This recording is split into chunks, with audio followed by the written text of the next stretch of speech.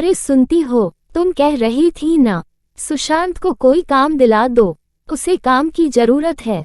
अपने यहाँ बुला लो, दुकान पर कोई नहीं है मुझे सहारा लगाने के लिए। आ जाएगा तो मेरा हाथ बन जाएगा। सुशीला खुशी से फूली न समाई पति का प्रस्ताव सुनकर। उसका दिल बल्लियों उछलने लगा, ये सोच सोचकर कि अब उसका प्यारा भाई उसके साथ ही रहेगा। कोई तो होगा जिससे वो अपने मन की बात कर सकेगी, पास रहेगा तो भाई का ध्यान रख पाएगी। मन ही मन में सोच रही थी, खिला पिला कर मोटा तगड़ा कर दूंगी अपने भाई को। तीसरे ही दिन सुशांत अपनी बहन सुशीला की ससुराल में था। बहन ने बड़े लाड चाव से उसका स्वागत किया। जीजाजी ने आत्मीयता से उसे अपने पास सुलाया। सुशीला के पति नारायण ने कहा, तुम्हें दुकान में मेरा हाथ बटाना है, तुम्हें कोई समस्या तो नहीं है ना? ऐसा तो नहीं लगेगा कि तुम मेरी नौकरी करोगे? कैसी बात कर रहे हैं जीजाजी? पिताजी और जीजी के बाद आप ही को तो देखा है अपने बड़े के रूप में। पिताजी ने कहा है, घर के दामाद का पद बहुत ऊंचा होता है। दामाद की बातों को कभी दिल से नहीं लगाया जाता। आप विश्वास रखिए, मैं आपको निराश नहीं करूंगा। बड़ी सरलता से सुशांत ने एक सांस में सब कह दिया। अपने भाई का इतना समझदारी भरा उत्तर सुनकर सुशीला गदगद हो उठी। नारायण ने भी छोटे से साले के सिर पर अपने आशीर्वाद का हाथ रख दिया। सुशीला खाना बनाते बनाते अपने पिछले समय को सोचने लगी। कितनी छोटी सी उम्र में उसकी माँ चल बसी थी। भाई या बस 6 महीने का था उस समय। माँ का दूध भी ठीक से नहीं मिला उसे।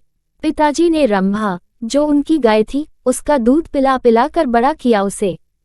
जिन बच्चों की माँ बचपन में ही गुजर जाती है, उसके बच्चे समय से पहले ही बड़े हो जाते हैं और पति समय से पहले बूढ़े। जान देती थी सुशीला अपने भाई के लिए। बिन माँ की बच्ची जानकर मोहल्ले पड़ोस का कोई भी व्यक्ति उसे कुछ भी खाने को देता तो भाई के लिए जरूर लाती। छोटे भाई के साथ अपनी हर खुशी और गम बांटती सुशीला। यूं तो पिताजी भी कोई कमी न छोड़ते थे उनके लालन पालन में, लेकिन भूले से कोई कमी रह भी जाती तो सुशीला उसे पूरा करती सुशांत के लिए। पूरे 13 साल की हो गई थी वो। पिता ने उसकी शादी 23 साल की विधुर से की। दान दहेज में देने को कुछ ना हो तो समझौता करना ही पड़ता है। सुशीला ससुराल चली तो गई, लेकिन आत्मा मायके में ही छोड़ गई। ससुराल वालों को कोई मौका नहीं देती थी शिकायत का, लेकिन हृदय में भाई का विछोह टीसता ही रहता। आज सुशांत पूरे 10 साल का हो चुका है। कितना समझदार हो गया है। 2 साल मेरे बिना कैसे रहा होगा। अगले दिन से सुशांत ने जीजाजी के साथ दुकान जाना शुरू कर दिया। अपनी उम्र के अनुसार उसने काफी काम संभाल लिया दुकान का। सिर्फ खाने पीने और जरा सी रोकड़ के बदले कोई अपना ही इतना काम कर सकता था। लेकिन नारायण को जल्दी ही ऐसा लगने लगा जैसे वो सुशांत पर थोड़े से काम के बदले बहुत ज्यादा खर्च कर रहा है। ए सुशांत, इधर आ, ले ये बोरियां उतरवा गाड़ी से। जीजाजी बहुत भारी है ये तो, अब एक हाथ तो तू इससे भी ज्यादा जाएगा। गाड़ी वाले ने भी कहा, अरे भाई साहब, क्या कर रहे हैं, बच्चा है। अबे ओ, तू अपना मुंह बंद रख, तुझे पता है लेबर कितनी महंगी है। माल धुलाई के लिए अलग से नौकर रखूंगा क्या? नारायण ने गाड़ी वाले को धमका दिया। सुशांत की ये गलतफहमी कि जीजाजी उसे प्रेम की वजह से अपने पास बुला रहे थे, जल्दी ही दूर हो गई। घर पहुंचकर सुशांत पीठ दर्द से कराहने लगा। सुशीला ने कमीज हटाकर देखा तो नील पड़े थे। हैरान परेशान सुशीला ने नारायण से पूछा, सुनो जी, ये सुशांत को क्या हुआ है पीठ पर? उद्धरण चिन्ह। अरे मुझे क्या पता, 5-5 किलो की 2-4 बोरियां क्या उठा ली साहेब बजादे ने, पीठ अकड़ गई इसकी। नजरें चुराता नारायण सुशीला से बोला। सुशीला को भी पता था दुकान पर कोई भी बोरी 20 किलो से कम नहीं होती। जी तुम तो जरा सी बात से परेशान हो जाती हो। अरे ये नील नहीं, उन बोरियों का रंग है जो हमारी पीठ पर लग गया है। अपनी कमीज नीचे करता हुआ सुशांत बोला।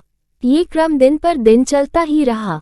सुशांत की स्थिति बदतर होती जा रही थी। सुशीला समझ गई कि इस घर में उसके भाई का गुजारा नहीं है। उसके पति उसके भाई के साथ सही व्यवहार नहीं कर रहे। मरती क्या न करती। एक दिन खुद ही सुशांत से बोली, भैया तू चला जा यहाँ से। मुझसे तेरी ये हालत नहीं देखी जाती। तू चाहे कितना भी छुपा ले, लेकिन मैं सब समझती हूँ। कैसी बात कर रही है जीजी? अरे, काम ही के लिए तो आया था मैं यहाँ। मैं चला गया तो जीजाजी अकेले रह जाएंगे। काम का बहुत बोझ आ जाएगा उनके ऊपर। दुख और ज्यादती सहकर भी सुशांत अपनी जीजी के पास ही पड़े रहना चाहता था। जब सुशीला से रहा ना गया तो एक दिन उसने सुशांत को अपने घर से जबरदस्ती भेजने का उपाय निकाल ही लिया। ये क्या तूने चोरी की है? तू मेरी चूड़ियां ले जाकर बाजार में बेचना चाहता था। क्या कसर छोड़ी थी तेरे जीजा और मैंने जो तूने ऐसा काम किया? सुशीला ने मार मार कर सुशांत के गाल लाल कर दिए। वो जानबूझकर नारायण के सामने ज्यादा अभिनय कर रही थी, जिससे वो भी सुशांत को जाने के लिए कह दे। सुशांत भारी मन से अपना थैला लेकर अपनी जीजी की ससुराल से निकल गया। रास्ते में जब थैले में कुछ खाने के लिए ढूंढा तो जीजी की बनाई रोटियों के साथ एक कागज लिखा मिला, जिस पर लिखा था, माफ कर देना मेरे भैया, ऐसा करना जरूरी हो गया था। सुशांत की सुबकियों की आवाज रेलगाड़ी की आवाज पर भारी पड़ रही थी।